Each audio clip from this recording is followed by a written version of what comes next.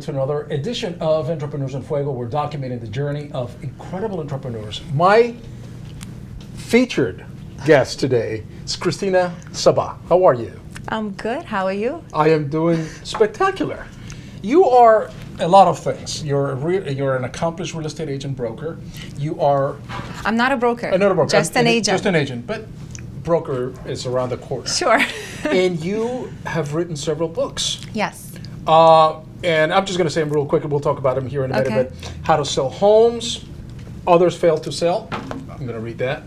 Secrets for Selling Your Home Alone. Oh, that's cute. Yeah. And The Secret of Wealthy Home Sellers. I'm just going to read about this because I'm not a wealthy home seller. Well, but the secrets of wealthy home sellers can help you if you're in the middle there Right to there. sell the house. How do they do it? And then that's how we're going to learn. Exactly. How did you get into the real estate business? Because, you know, to write one book is pretty accomplished. But to write three, how do you do that? Where do you find the time? How do you get a all lot these of the things done? content is repetitive, I tell you that. Okay.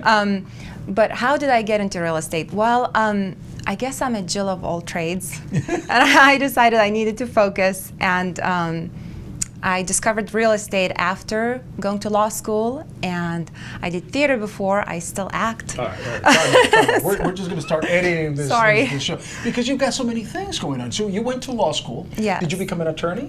Yes, I am So a licensed attorney. You're a licensed attorney? Yes. What? Any specialty that we should know? Yes, real estate, It's real obviously. estate. All right. Well, you're a real estate attorney. Right. And then after that, then you don't need to be a broker because you're a real estate attorney. Then you don't necessarily technically. Yes and no. Yes and no. All right. Yeah, you still need a license. Okay. And to sell then houses. after the attorney, what else is that you did? I still do some acting. Acting. Yes. What? That's my passion. Really? Have we seen you in any movie? Some smaller ones, yeah, independent. There's one actually coming out. It's called Atomic Shark. Atomic Shark? Yes, and I play the bad guy, the Russian villain, of course. How stereotypical. Obviously. They cast you on type right there, right? Exactly. Oh, because of your accent, obviously. Obviously. You're from Lithuania? Lithuania, yes. Lithuania, okay. Yeah, but people don't know. It's still from out there. It's from out there. The other side of the world. I happen to know where Lithuania is. Awesome. In fact, it wasn't my first girlfriend, but my college girlfriend was from Lithuania. Her family was from Wow. Lithuania. So I remember Okay. Lithuania. Awesome. Very, very, very distinct. Okay, so they cast you as the bad Russian Yes. person, right? Yes. All right, and so you love acting. Absolutely. That's your passion. I love it, yes. And I'll always do it on the side. So do you have an agent? I used to have an agent, but once I got into law school, I just started missing auditions and not having time, and having 2 kids. And so juggling all that stuff, I figured I will just wait a little and put that on the side.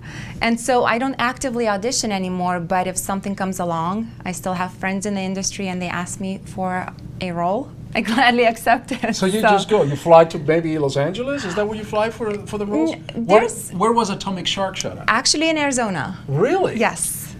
Okay, Atomic Shark was shot in Arizona. Correct. Where we don't. Well, it's an atomic shark, so I guess you don't have to have the sea. Well, they shot it in the Lake Havasu. Okay. Yeah. I don't know how they made the waves, but they had an awesome shark prop, and it's a horror comedy. Okay. So it'll be fun. I read the script. I mean, I think it's hilarious. So we'll see how. Sharknado became one of the best movies, I don't want to say of all time, but I mean, it's ridiculous. And why would anybody want to go see Sharknado? I don't know. I don't know, but maybe everybody will go. But I'm glad they Atomic do. Shark. I hope they do. Right. I mean, I don't know that I would. I'd probably catch it on Netflix. And now that I know that you're going to be there, why not? There you go. There you go. All right. So tell us a little bit more about this entrepreneurship. The Okay. many hats that you're wearing. How do you Yes. manage all these things? Yes, so I decided to focus. I Okay. decided to focus while I still have my law practice and I do take some cases on the side. My main focus is really real estate, and that's why I did the books. I went into it 100%. The statistics is really horrible. I mean, 87% or more of agents fail in the first year. So it's not an easy business. So I decided to do whatever it takes to focus it and be in it because I love it so much. Did you find out why they fail on the first year? Well, yeah, mostly it's because they can't get business. It's not easy. You have to have the guts to go and talk to people and network and advertise. So Networking, and here's the thing, that we've interviewed hundreds and hundreds of entrepreneurs throughout the life of the show. We're in our third season, I think. right. Everything goes back to marketing. Yeah. Because you could be the best attorney, you're an actress, Right. you wrote a book, you're beautiful, you're a mother, you're everything, right? But if nobody knows about you, then you're no one. Exactly. So you have to market yourself. That's exactly the point, yes. And it took me a while. I was scared to pick up the phone and call people. I mean, I think a lot of people have that issue. Sure. Fear of rejection, whatever you call Fear it. of rejection. Yeah. You bet. So you have to get over yourself and just start going out there and saying, this is what I do, and I'm damn good at it. So. And that is interesting that you're saying that, because there's one thing about being confident about yourself and saying, hey, I'm damn good about it, I'm the best at it, and that's why you should hire me Right. to represent you in buying this property or selling this property. I'm going to do the best job. I don't care. My competition means nothing to me. Right. I'm going to do the best job for you, right? Right. And you have that confidence. How did you make that jump of being, to use your words, afraid, and to now being so confident in doing what you do? Well, I haven't made the jump. It's a work in progress. Okay. So And I don't know that it would ever disappear, because Right. there's always the little butterfly. Oh, It's like yeah. going on stage, I would imagine. Absolutely. I Sure. still, I still doubt myself. And I have a coach, real estate coach.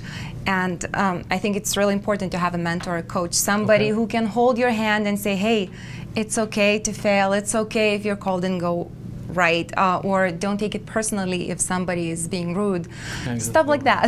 Yes, it's not easy. We're all human. So, but I constantly strive to improve, and I also know that my work ethic is there, and I know that when I say I'm going to do it, I do it. Right. And so that gives me confidence. Sure. And to see the results. So. And so, have you found, aside from the confidence, are there any other tools that you use that we can get maybe a couple of tips out of the three, not one, not two, but three books that you've written on the subject? Well, as far as selling your house, Sure. I mean, pricing is king. Everybody says, all good agents say that pricing is obviously the most important thing. You don't want to overprice your house. All right, then explain That's this. one. Then explain this to me. Why are there some agents that still, with that, what you're saying right now, just for the sake of getting the listing, don't worry about it. We'll just list it to. That happens all the time, right? All the time, yes, yes. They don't care because they know that the home seller will, at some point, will have to come down to reality. Exactly. So the reason they do it is they're desperate for business. And when I started, I'm guilty of that. I learned my lesson the hard way. Right. I took a listing that was overpriced and didn't sell. So then I started learning, doing Lesson research, learned. reading, Yep. and the statistics. It's incredible because when you don't price your house right, usually you get your showings the first couple weeks. That's your traffic. That's your but if traffic. it's too high, they're not even gonna come. So anyway, the reason why other agents take those listings, they're hoping to get calls and pick up some buyers. They're hoping that they will convince those sellers to come down eventually. And that maybe in that open house, maybe they'll get some new buyers. or sellers. Exactly, that's the whole point. So Interesting. it's hard. The good agents are really straightforward and honest people, and that's a very hard thing to do, to be straight up. Well, I know you want the 500, but your house is only worth 450. Yeah, exactly. And that in a good day. Right, right. And there's a lot of competition for the type Exactly. and that education, I think, is very important for the home seller. Right. And very few agents do that. Now, you have perhaps, I would imagine, an extra fiduciary duty to the seller or the buyer in that you're an attorney. I do, and here's the thing. I try to keep those separate. I never advertise to to my real estate clients that I am an attorney. If it comes out, Right. then it comes out, but I'm upfront that I do not represent them as an attorney. I represent them as an agent in this transaction. Sure, sure. So it's a fine line that I'm walking, but I'm being careful so that they don't think that we have some kind of a attorney-client relationship. But here's the cool thing about you, though, that is because you have that knowledge that comes from your legal background, Right. that you can kind of anticipate the potential bombs that you will see yes. in front of you, right? Because if you're looking at a property that has potential asbestos or something like that, you can see it before any other agent, Right. with all due respect, that they might not see it the way that you see these things.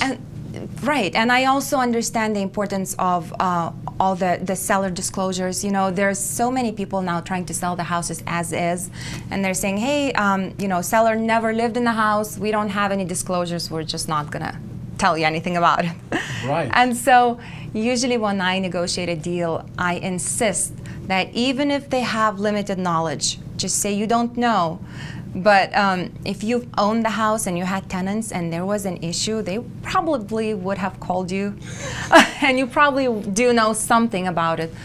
And even when the client is willing to waive those, I make sure that they understand exactly what they're waiving, that there's some rights in there that they're waiving. Exactly. So I think that helps. That is cool. It's like this show right here. Once you're interviewed, is as is, where is. There's no edits. There's no nothing. There's no second takes. That's it. That scares me right there. No, you're perfect. One last thing. So, Okay. what is in the future for you? Because you've done so many things already. What is in the future for you? What do you see yourself as an entrepreneur? Because that fire of entrepreneur, it doesn't die on you, because it's always on. I definitely see myself expanding my business, Okay. and I'm going to build a team. Right now I'm still solo, but I'm needing help. So eventually I see myself as very big, doing 500 transactions a year, having 10 people working Sure. with me, for me. So that's my plan for the I future. know the best videographer in the business. For Oh, real yeah? estate. Yes, I do. I'll give you her card. All I'll give you right. her card. That sounds good. Kristina Sabbagh. With that, we're out.